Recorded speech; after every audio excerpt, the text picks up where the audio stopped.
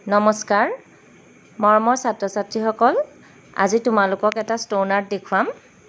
ঘৰতে অ'ত পৰি থকা কিছুমান শিলগুটিৰে আমি কেনেদৰে ধুনীয়াকৈ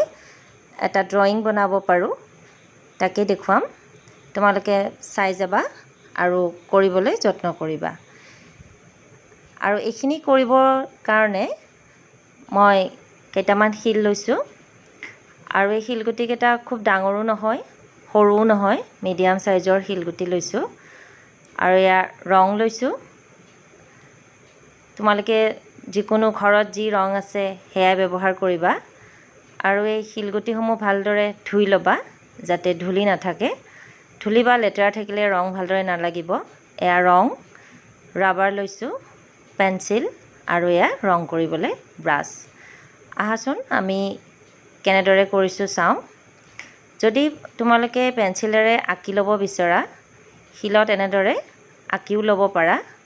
মই কিছুমানত এনেদৰে আঁকি লৈছোঁ আৰু কিছুমানত পেন্সিলেৰে আঁকি নোলোৱাকে ৰঙৰ এটা প্ৰথমে বেছ দি লৈছোঁ বেছটো বনোৱাৰ পিছত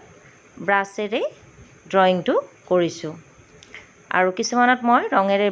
বেছটো দিয়া নাই এনেকে প্ৰথমে পেন্সিলেৰে আঁকি তাৰ পিছত ৰং ভৰাইছোঁ এইটোত চোৱা মই এনেদৰে শিলটোত ৰং প্ৰথমে ভৰাই লৈছোঁ ৰং ভৰাই মানে ৰং কৰি লৈছোঁ গোটেই শিলটোত আৰু তাৰ পিছত ৰংখিনি শুকুৱাৰ পিছত ষ্টেপ বাই ষ্টেপ এটা এটা নক্সা আঁকি গৈছোঁ এয়া মই প্ৰথমে শিলটোত সেউজীয়া ৰং দি লৈছোঁ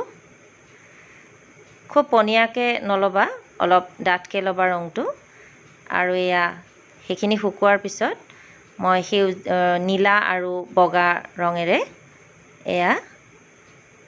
চোৱা পানী ৰং দিছোঁ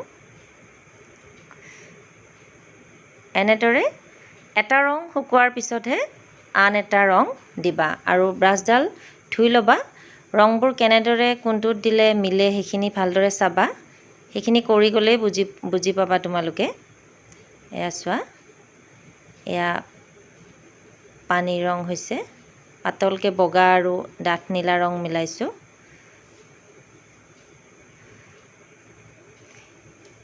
খুব বেছি পনিয়া কৰিলে ৰংটো বিয়পি যাব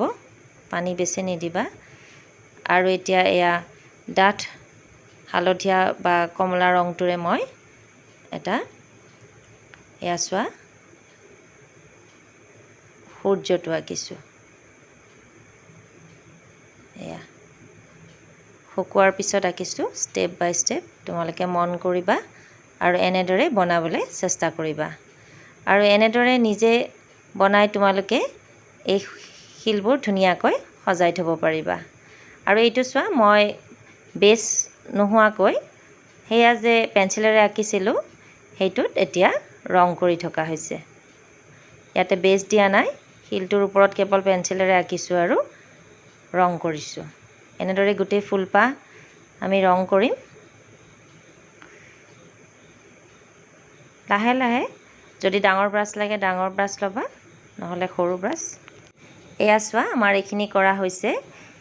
আমি এইখিনি আৰ্ট কৰাৰ পিছত ধুনীয়াকৈ পেপাৰ ৱেট হিচাপে ব্যৱহাৰ কৰিব পাৰোঁ ফেন চলালে কাগজ পত্ৰ উৰি নোযোৱাকৈ আমি থ'ব পাৰোঁ গাৰ্ডেনত বা ফুলনি বাগিচাত সজাই থ'ব পাৰোঁ আৰু এনেও তোমালোকে সজাই থ'ব পাৰা ভাল লাগিলে কৰিবাচোন দেই ধন্যবাদ